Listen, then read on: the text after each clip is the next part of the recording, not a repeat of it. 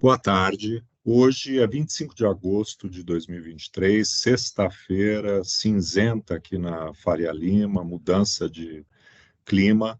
Na semana passada, nós fizemos o nosso podcast Oriz Connection, focando, né, com a presença do Felipe Monteiro, muito na questão dos mercados, da aversão a risco, enfim, um foco muito mais global frente aí ao movimento do que os mercados têm tido recentemente, a abertura dos juros longos nos Estados Unidos.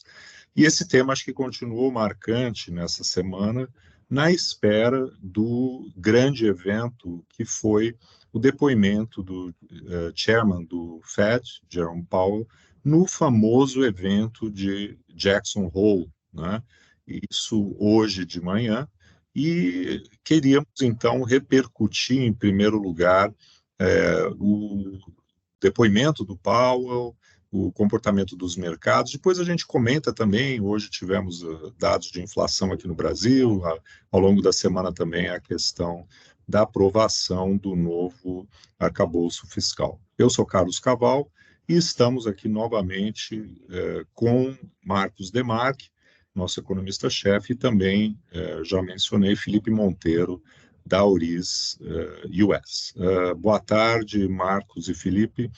Marcos, Tarde, Caval. vamos então começar aí esquentando o assunto com os principais pontos aí do depoimento do Jerome Powell hoje naquela linda cidade, né, de Jackson Hole. Bom, boa tarde, Caval. Tentar fazer um resuminho bem breve aqui do que foi dito, né? E só começando já falando que o Powell, né, o presidente do Fed, ele tem sido muito equilibrado, né, nas suas colocações. Acho que depois de algum bom tempo já à frente do comando da instituição, ele já aprendeu a não pisar muito em casca de banana, né? Acho que isso tem uma curva de aprendizado. Então, ele não quis fazer muitas sinalizações, né, diferentes para o mercado, fora aquilo que já vem sendo sinalizado nos comunicados oficiais, né. Eu acho interessante ele continuar bastante focado na história da divisão da inflação americana em três segmentos, né. A inflação de bens, né, aqui teve uma primeira alta ali no meio da pandemia, né, inclusive com grandes problemas de suprimento, cadeia a logística, a falta de chips, né, que pressionou preços por um bom tempo. Isso já acomodou, deve continuar acomodando, né, ele continua sinalizando isso daí. Aí ele quebra a parte de serviços, né, da inflação de serviços entre o que é inflação de serviços relacionado ao setor imobiliário e aquilo que é fora do setor imobiliário. E na inflação do setor imobiliário, ele fez questão de destacar, né, que já tem sinais importantes acontecendo de desaceleração nas negociações do reajuste de aluguel, né? Então, isso demora um tempo para aparecer nos índices de inflação, mas está acontecendo. Inclusive, coisas que a gente aqui mesmo na Oriz, a gente vem acompanhando mensalmente e, de fato, né, mais cedo ou mais tarde, essa desaceleração dos aluguéis vai chegar na inflação ao consumidor. A parte mais crítica, né, que ainda segue na inflação, é a parte de serviços, excluindo serviços imobiliários, né, que aí ele destaca que são preços muito sensíveis ao mercado de trabalho, o qual ainda está muito apertado, né? Então ele fala, ó, aqui exige, né, uma atenção maior, porque de maneira geral a melhora, né, nesse aspecto da inflação não foi muito grande ainda, né? Então ele salta esse ponto. E na hora que ele começa a falar, né, assim, economia, ele vai muito pela linha do a gente tem que ficar atento para ver se a economia não está andando acima do potencial, se ela está reacelerando, e que se isso estiver acontecendo, né, talvez seja justificado, né, fazer uma nova alta de juros em algum momento, né.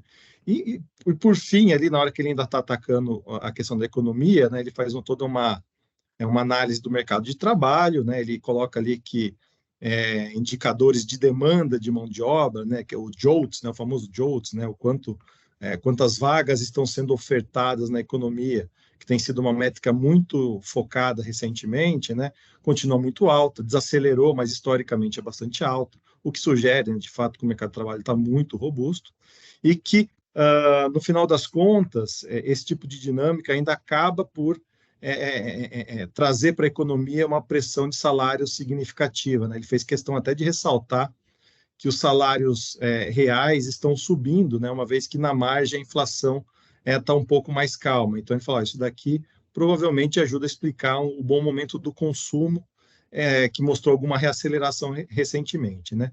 E por fim, que acho que é a parte mais interessante do discurso dele, né? Ele coloca de maneira bastante honesta ali que não dá para se saber se a política monetária está suficientemente restritiva, né? Se os juros são suficientemente altos aí para trazer um equilíbrio maior entre demanda e oferta, né? Embora, né, ele tenha ressaltado que a taxa de juro real da economia nesse momento, sob diversos aspectos, parece estar bem acima, né, do que os economistas estimam. Então, sugere ali que na cabeça do próprio Fed e do Powell, né, os juros já está no nível suficientemente restritivo, embora, né, ele não tenha grandes convicções aqui. E aí, né, acho que o grande recado dele, que também não é diferente daquilo que a gente viu nos últimos comunicados, é de que é preciso proceder a partir de agora com cautela, né? Olhar a totalidade dos dados, ver se a economia está crescendo acima do potencial.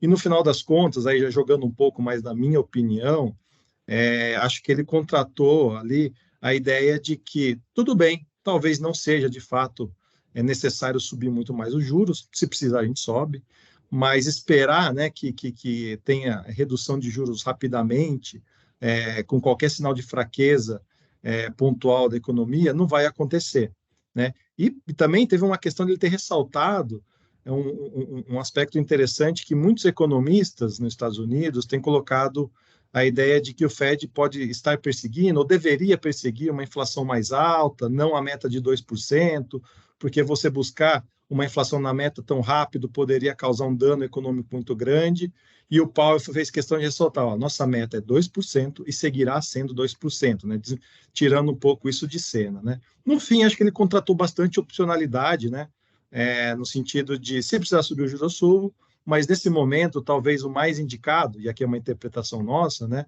é manter os juros mais altos por mais tempo, né, e ver, de fato, sinais concretos de desaceleração da economia e do mercado de trabalho. E aí, né, Felipe, queria entender um pouco de você e como que você fez a leitura, na verdade, como o mercado, né, interpretou essas falas, porque normalmente esses eventos tendem a repercutir bastante sobre os preços dos ativos. Como é que você fez essa análise aí para a gente? É verdade, Marco. Na verdade, esse era, assim, era o grande evento da semana, né? A gente chamou a atenção disso na semana passada, no último podcast, por isso que a gente está fazendo esse follow-up, dada a importância desse discurso do Powell, né? Mas, como você falou, no final das contas, acabou que ele foi super equilibrado, não falou nenhuma novidade, né? Eu acho que ficou... Eu acho que algumas coisas que foram positivas, né? Como você mencionou. Tinha uma expectativa de que ele pudesse estar sendo um pouquinho mais leniente, vai por assim dizer, procurando uma meta que não fosse ali, né, o 2%, né? O mercado meio que estava uma discussão grande, putz, mas o custo de você seguir o 2% pode ser muito alto, será que ele não pode ir um pouquinho, né, dar uma suavizada? E ele foi muito incisivo, né, de reforçar que a meta é 2%. Sinceramente, ele não poderia falar nada diferente, obviamente, porque senão o mercado já iria... Mesmo que ele ache isso, ele não queria admitir, né? Que senão o mercado ele já leva isso a valor de face e aí acaba atrapalhando o trabalho dele, né? Mas eu acho que foi isso. Isso me chamou a atenção. Outra coisa que eu acho que tinha um grande receio do mercado, e isso a gente discutia aí ao longo da semana, né? O Caval levantou esse ponto aqui nas nossas discussões, e eu concordo 100%. Era o receio que o mercado tinha dele tocar eventualmente aí numa questão fiscal, ele tocar na questão da taxa de juros de longo prazo, né, o R estrela, que estava todo mundo, né, porque se ele viesse a falar nisso, né, que é uma coisa que, diga-se de passagem, o Banco Central não tem controle, né? Isso daí é uma questão do Tesouro americano, né? Eu acho que isso sim teria sido uma surpresa e eu acho que os mercados teriam reagido mal, tá? Ao discurso em si, o mercado reagiu como acho que deveria ter reagido. Ficou parado, ficou absolutamente parado. O que a gente viu, na verdade, foi assim, a taxa de juros de curto prazo subindo mais um pouquinho. Então, o 2 anos, que estava caindo, uns 2, 3 vezes de manhã, antes do discurso, agora estava subindo 3, 4. E o 10 anos, que estava caindo 2, está meio que no zero, né? Então a curva, a gente fala aqui que ela fletou, né? A parte longa da curva está caindo um pouquinho mais do que o curto, né? Então isso eu atribuo muito a essa percepção de que ele não está, ele não vai buscar outra meta, é 2% e ele vai fazer, né, pelo menos no discurso, aquele whatever it takes. Ele está sendo muito incisivo. Então, a parte curta ela tende a ficar um pouco mais, né, mais alta, né, em função disso, né? Outra coisa que me chamou a atenção, né? Hoje assim, o que era que a gente esperava muito, acabou que não, né, foi muita ansiedade por nada, né? Acabou que não teve grande novidade. Mas essa semana teve um outro dado que chamou muita atenção, né? Semana passada a gente discutiu isso e a gente fez chamou atenção para que os dados de atividade agora deveriam ganhar uma importância maior do que os de inflação, né? Porque esse movimento da taxa de juros, você teve a questão do déficit fiscal, que era uma coisa que estava todo mundo falando muito semana passada. Essa semana eu não ouvi mais, o mercado parece que deu uma acalmada nesse ponto. A questão também das emissões, né? Obviamente reflexo do déficit fiscal, né? Mais emissões. E também a questão do high for longer, né? Quer dizer, aquela ideia de que o Fed já parou e que ele vai manter essa taxa por mais tempo. Então a curva longa ela acaba subindo um pouquinho, porque você vai ficar com uma taxa de juros mais alta, né? E essa semana, na verdade, o dado, o que mais fez preço, na verdade, foi justamente um dado de atividade, que foram os PMIs, né, que vieram abaixo do consenso, né, indicando ainda uma aceleração, mas menos do que se esperava. Nesse dia, a Treasury caiu mais de 10 pontos, que é um movimento bem grande.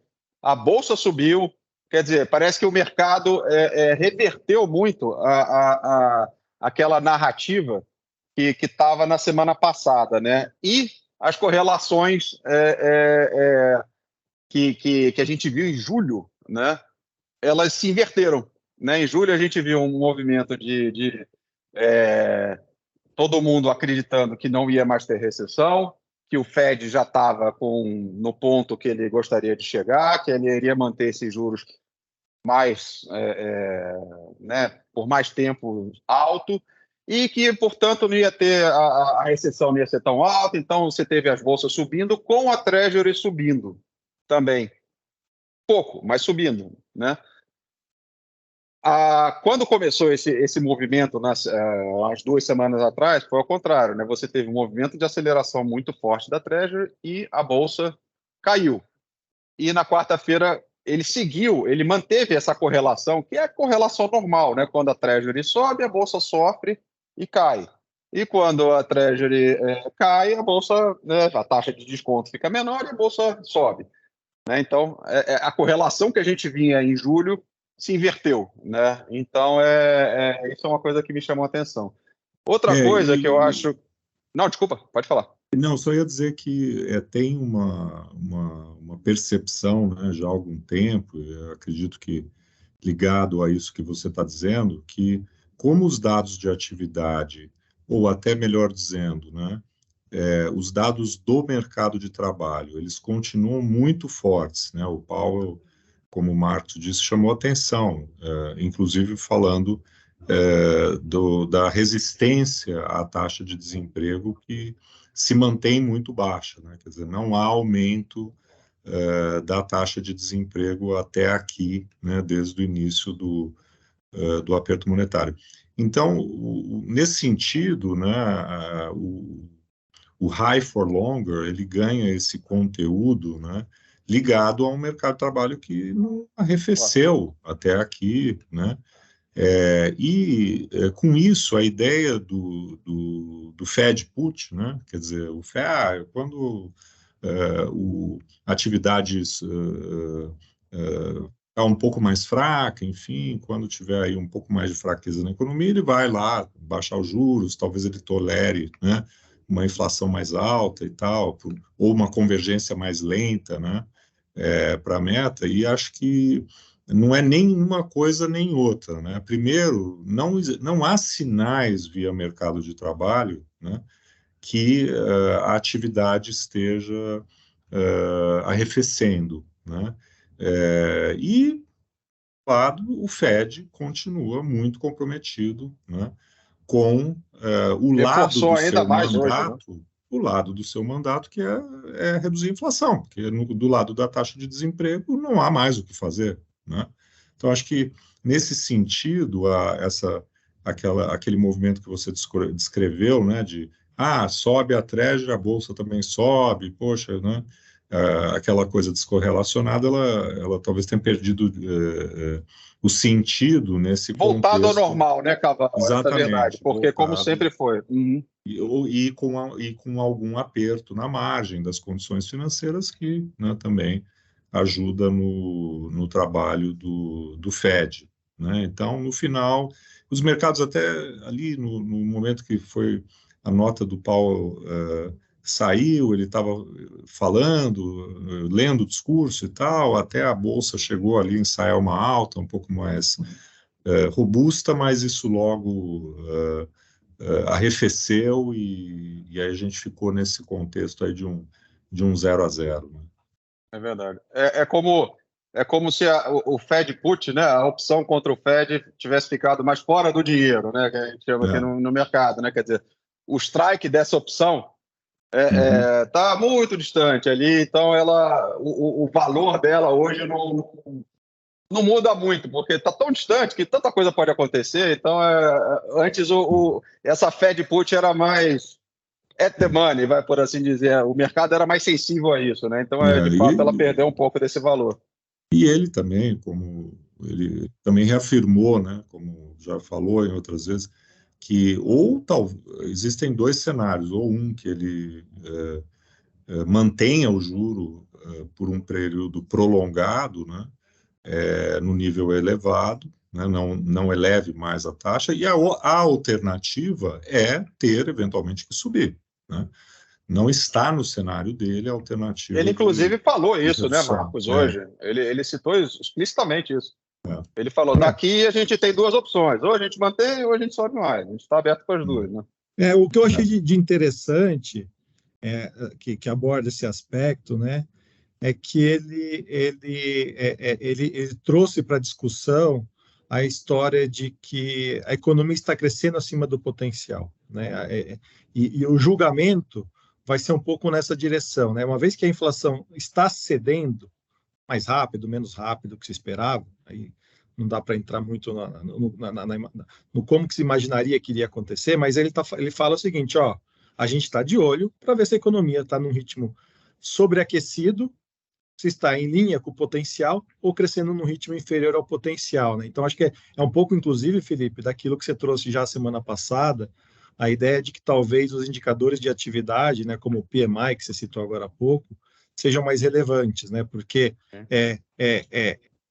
uma economia que não converge para o potencial, ao longo do tempo, né, ao longo de muito tempo, ainda é bastante inflacionário. Então, acho que esse aspecto, não que não seja novo, né, mas ele fez questão de abordar e de maneira muito clara. Sim. E outra coisa, né? Hoje, com esse movimento, a probabilidade de alta na próxima reunião subiu, né? Você mencionou isso aqui no Na verdade, o que chat, né?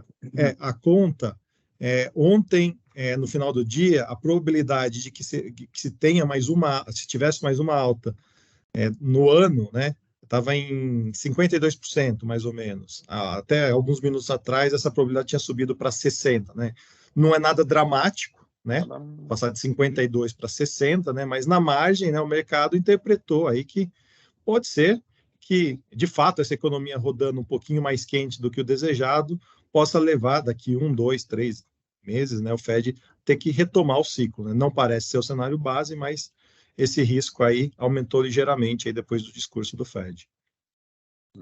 E esse seria até um cenário que não seria nem tão ruim, né, mano?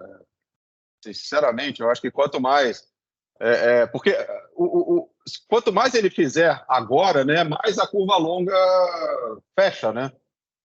Quer dizer, salvo, obviamente, um fiscal, uma coisa fora da caixinha, né? Mas... eu, como economista, né, eu sempre coloco a ideia de que política monetária atua com defasagem, né? Assim, então, o que você subiu de juros há alguns meses atrás estão repercutindo e ainda vão repercutir sobre a economia, né? Sobre a demanda. Então, eu ainda acho que a gente vai ver uma economia desacelerando. Então, ainda que a gente esteja vendo os indicadores correntes mais fortes, você tem ainda o efeito defasado da política monetária, que isso é super tradicional, super corriqueiro, né? E que deve continuar agindo, e acho que é por aí que o Fed está interpretando, né? Essa dose muito alta de juros, né? Não vistas aí em quase 2 décadas, né? Deve fazer a economia arrefecer, mesmo com todas as ponderações que a gente tem feito. Nível de alavancagem do setor privado baixa, né? O consumidor numa boa posição financeira, com ganhos reais de salário, massa de salários na economia subindo. Então, são essas forças que estão gerando embate, né? De um lado, restrição de política monetária, mais uma economia saudável. Bom, isto posto, né? Nós continuamos a ver aqui no Brasil, né? Um mercado que perdeu aí um pouco do apetite de risco, né? Nós estamos aí um pouco nessa onda global, né? De penalização de ativos de risco, né? Ao longo da semana que passou foi nessa direção, exceção feita ao dia que você mencionou, né, Felipe, na quarta-feira, que os ativos globais tiveram aí uma boa performance. E tivemos hoje de manhã o IPCA 15, né, de agosto, a prévia de agosto, acima do esperado, mas que também mostrou ali dentro alguns aspectos aí positivos, não foi, Marcos? Sim, só para trazer os números, né, saiu o IPCA 15 do mês de agosto, o mercado esperava uma alta de 0,16% no mês contra mês, veio uma alta de 0,28%, né? Então veio um pouquinho mais alto do que o esperado. Mas quando a gente olha, destrincha um pouco os números ali, não foi tão ruim assim, principalmente porque a parte de serviços, né, aquilo que o Banco Central tem enfatizado, né, em declarações recentes, né, ficou mais ou menos dentro do esperado, com uma alta de 0,27% no mês contra mês, né? Então foi uma das menores leituras do IPCA 15 nos últimos 2 anos, né? Então, nesse sentido, continuou desacelerando a inflação de serviços, uma ótima notícia. O que acabou acontecendo ali, vamos dizer assim, de maneira inesperada, foi uma alta muito forte em preços de automóveis, subindo quase 3% no mês contra mês, né? Então, devolvendo aquela redução de preços que a gente viu aí após as medidas de estímulo do governo federal, e também, né, um grupo muito importante na inflação brasileira, né, que é saúde e cuidados pessoais, que teve uma alta de 0,8% na leitura mensal, né, bastante alta, bastante forte, né. Então, a parte de bens na inflação, o núcleo de bens da inflação brasileira subiu mais de 0,40%, o mercado tinha uma coisa perto da metade disso de variação esperada para o mês, então muito acabou ficando na conta de bens e não de serviços, né? Aquilo que o Banco Central brasileiro tem olhado mais. Então, acho que no final das contas é uma leitura altista, mas que com detalhes mais benignos, não deve tirar o Banco Central brasileiro da rota atual aí do 0,50 ponto percentual por reunião de redução da Selic. E como também nessa semana, mais uma vez, nós vimos o Focus, né, mantendo as expectativas longas, né, 2024, e também 25, 26, né, acima da meta, o 25 e 26 ali já há um bom tempo em 3,5%.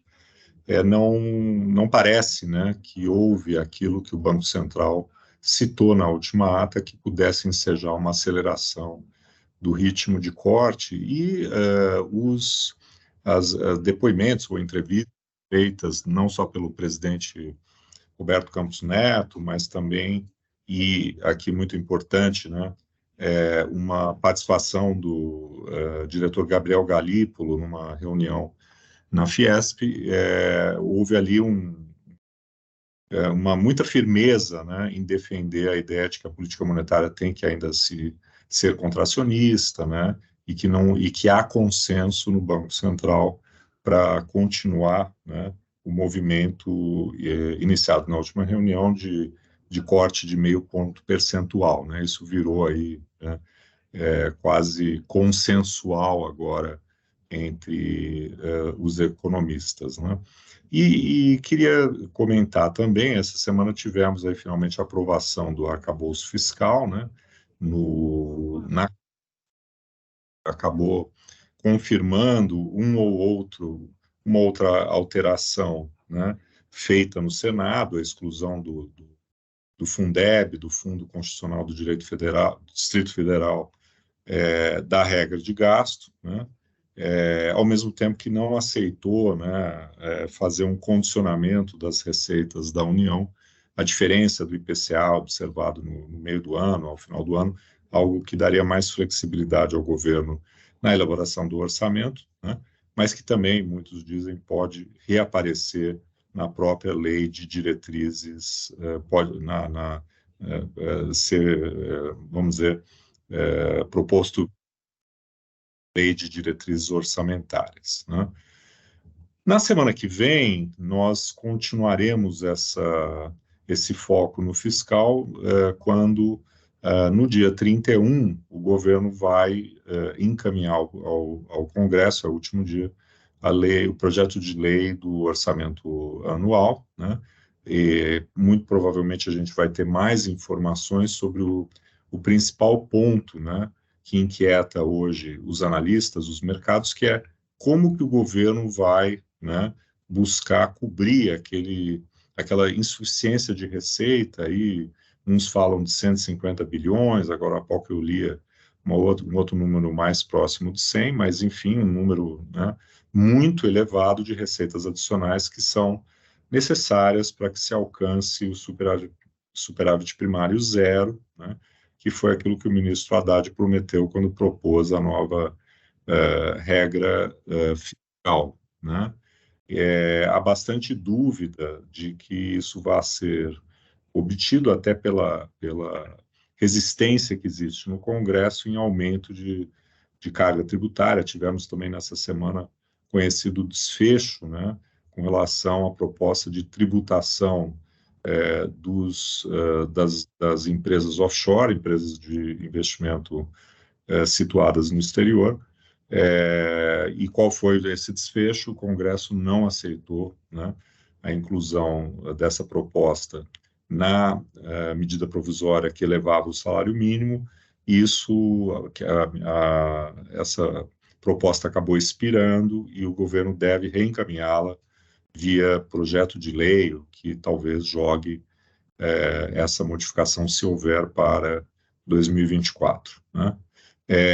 E também, né, aqui voltando, né, para o nosso ponto aí do foco internacional, a gente tem na semana que vem, na sexta-feira, o indicador econômico, o conjunto, né, de indicadores ali, né, o mercado de trabalho norte-americano, referente a agosto, o famoso payroll, né, e dado, né, como a gente já falou aqui muitas vezes e hoje, novamente, na fala do Paulo, a importância que isso assumiu, né, dentro